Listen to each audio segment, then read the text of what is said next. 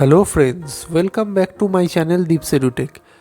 Today we will discuss a new day current affairs that is 3rd August 2023. तो चलिए फिर शुरू करते हैं. The first point is Aviation Security Cultural Week 2023. तो ये कब सेलिब्रेट किया जाता है? ये 31 जुलाई से 5 अगस्त का बीच में जो वीक है उस दौरान ये सिक्योरिटी कल्चरल वीक इसको बोला जाता है.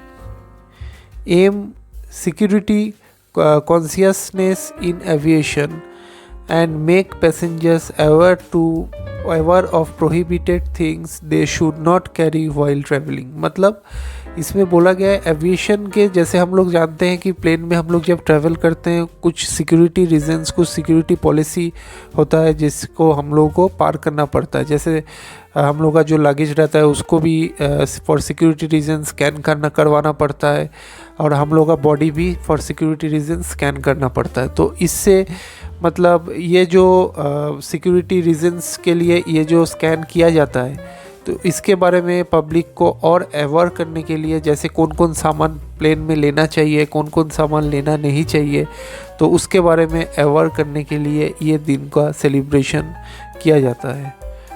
ओके, थीम सी इट, से इट, सिक्योर इट.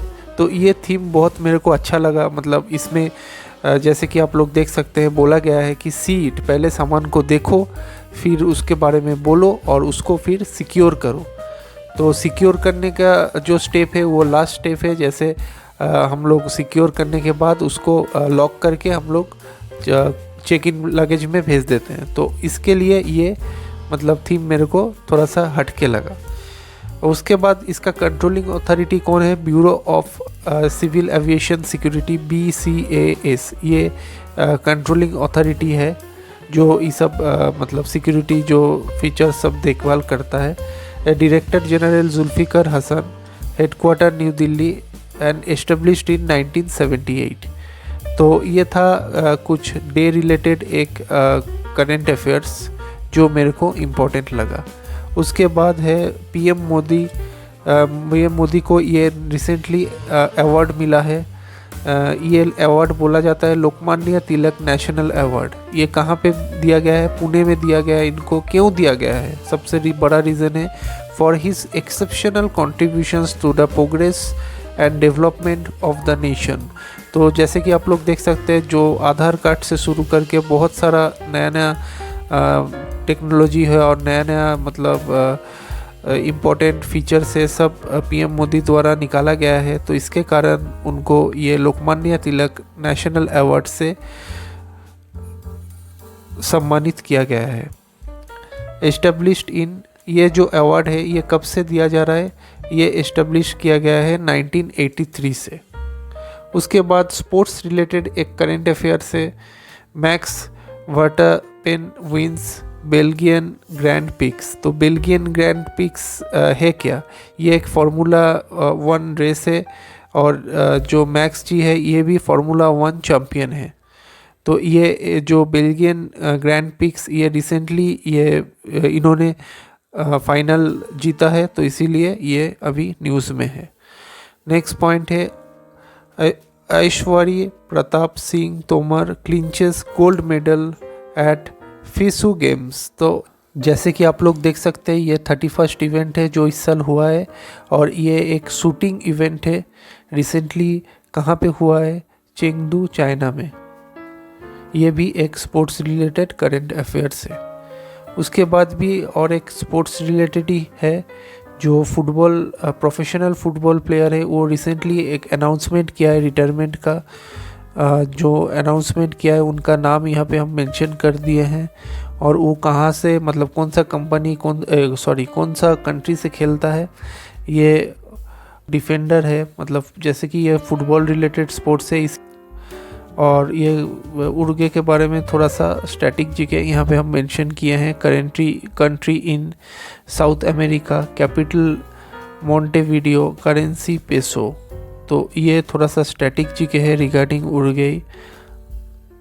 ओके, उसके बाद 6th पॉइंट है G Kannabiran takes over as NAAC director. तो NAAC डायरेक्टर जो है ये रिसेंटली अपॉइंटमेंट किया गया है as a NAAC director G Kannabiran ji को। NAAC का फुल फॉर्म क्या है? National assessment and accreditation council. तो इसके बारे में हम प्रीवियस कुछ वीडियोस में ऑलरेडी बता चुके हैं। अगर आप लोग नहीं देखे हैं तो जाके ज़रूर देखिए, चेक कीजिए। और अगर आप लोगों को फिर भी कोई डाउट है तो आप लोग कमेंट सेक्शन में मेरे को पूछ सकते हैं। नेक्स्ट पॉइंट है Microsoft appoints Puneet Chandok to lead India operations. तो ये एक अपॉइंटमेंट बेस्ड क्वेश्चन है, आगे वाला भी अपॉइंटमेंट बेस्ड ही था, ये दोनों अपॉइंटमेंट बेस्ड क्वेश्चन है। तो जैसे आप लोग देख सकते हैं हम कोशिश करते हैं हमेशा मतलब जो टॉपिक है उसको एक साथ रखने का, ताकि आप लोगों को भी पढ़ने में कुछ हेल्प हो। तो ये जो माइक्रोसॉफ्ट का थोड़ा सा स्ट्रैटेजी के यहाँ पे मेंशन किए हैं, फाउंडर है Bill Gates, headquarter Redmond Washington US, CEO Satya Nadella. तो ये कौन पोस्ट में नियोग किया गया है? Corporate vice president of India and South Asia. तो basically India and South Asia दोनों जो मतलब कंट्री है, और साउथ एशिया में जितना सारा कंट्री है सबके लिए ये माइक्रोसॉफ्ट का कॉरपोरेट वाइस प्रेसिडेंट रहेगा। उसके बाद आ जाता है इस पेज का लास्ट पॉइंट, जो है international day for the conservation of mangrove systems. तो जैसे कि आप लोग जानते हैं सुंदरबन को क्या बोला जाता है? Mangrove forest. तो ये जो मैंग्रोव फॉरेस्ट में जितना सारा कंजर्वेशन मतलब हम लोग सेव करते हैं, वहाँ पे जितना सारा पेड़ है इम्पोर्टेंट, जिससे बहुत सारा दवाई भी बनता है पेड़ से, तो उस सब पेड़ को काटना नहीं चाहिए, उस सब को बचा के रखना चाहिए फॉर द फ्यूचर कंजर्वेशन। तो इसके लिए पब्लिक को अवेयर करने के लिए ये दिन का सेलिब्रेट किया जाता है एज अ 26 जुलाई को। तो ये थोड़ा सा मतलब पीछे वाला है, लेकिन हम उस टाइम में मेंशन नहीं किए थे, इसीलिए मेरे को लगा ये बहुत इम्पोर्टेंट है, तो इसीलिए आज हम यहाँ पे मेंशन कर दिए। और इस दिन को अगर सेलिब्रेट करते हैं तो इसके लिए किसने परमिशन दिया है? UNESCO adopted this day in 2015। तो 2015 से इस दिन को सेलिब्रेट किया जाता है as a international conservation day of mangrove forests. ठीक है, यूनेस्को के बारे में अगर आप लोगों को पता है तो ज़रूर मेरे को कमेंट सेक्शन में बताइए यूनेस्को का हेडक्वार्टर कहाँ पे है और यूनेस्को का प्रेसिडेंट कौन है। ओके, तो ये था इस पेज का कुछ इम्पोर्टेंट करेंट अफेयर्स। तो आशा करते हैं आप लोग ज़रूर नोट डाउन करेंगे और मेमोराइज करेंगे, ताकि एग्ज़ाम में कोई भी क्वेश्चन आए यहाँ से और कोई भी ऑप्शन रहे 4 ऑप्शंस, तो आप लोग ज़रूर सही पॉइंट को टिक मार सके। तो चलिए नेक्स्ट पेज में चलते हैं। तो बेसिकली आज हम ज़्यादा पॉइंट नहीं रखे हैं, पिछला दिन मेरा 14 पॉइंट हो गया था, तो इसीलिए बेसिकली आज हम 12 ही पॉइंट रखे हैं, लेकिन 12 बहुत इम्पोर्टेंट पॉइंट्स है, आप लोग ज़रूर इसको नोट डाउन कर लीजिएगा। 9th पॉइंट है government drafted national strategy for cruise tourism.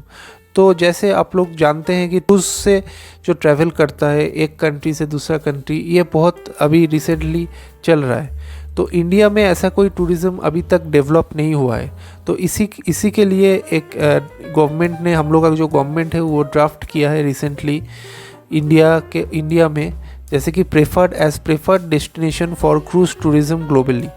तो मतलब ग्लोबल को देख के इंडिया में जैसे शिमला हो गया, फिर हो गया बहुत सारा, कश्मीर में हो गया, श्रीनगर में, फिर जैसे एलेप्पी में हो गया बैक वाटर से। तो ऐसे जगह में जहाँ पे क्रूज़ डेवलप हो सकता है, क्रूज़ टूरिज़्म को डेवलप मिल सकता है, फॉरेनर लोग आएगा इंडिया में, फिर वो लोग इसमें इन्वेस्ट करेंगे क्रूज़ में, तो ऐसे हम लोग का देश का भी इकोनॉमी से इम्प्रूव होगा। तो इसके लिए एक गवर्नमेंट का एक नया मतलब प्रोपोज्ड है, तो इसके क्रूज़ टूरिज़्म के बारे में। तो ये बहुत इम्पोर्टेंट टॉपिक लगा मेरे को, इसीलिए यहाँ पे हम मेंशन किए हैं। तो ये गवर्नमेंट कहाँ पे आता है? ये मिनिस्ट्री ऑफ टूरिज़्म में रिसेंटली आ रहा है। ओके, उसके बाद 10th पॉइंट है इंडियाज़ इंटरनेशनल फुटवेयर फेयर 2023। तो ये एक फुटवेयर फेयर है, जैसे जितना सारा मतलब जूता हो गया, चप्पल हो गया, उस सब का जितना सारा कंपनीज़ है, जैसे हो गया श्री लेदर्स हो गया, खादिम्स हो गया, बाटा हो गया, वुडलैंड हो गया, जितना सारा कंपनी है वो अपना अपना स्टॉल देगा फेयर बना, मतलब फेयर में मेला में अपना अपना स्टॉल लगाएगा। उससे क्या होगा, उससे थोड़ा सा प्रचार भी हो जाएगा और थोड़ा सा मतलब इकोनॉमी थोड़ा सा बूस्ट होगा। तो ये एक नया फेयर रिसेंटली हो रहा है, कहाँ पे, न्यू दिल्ली में, फुटवेयर एंड लेदर इंडस्ट्री।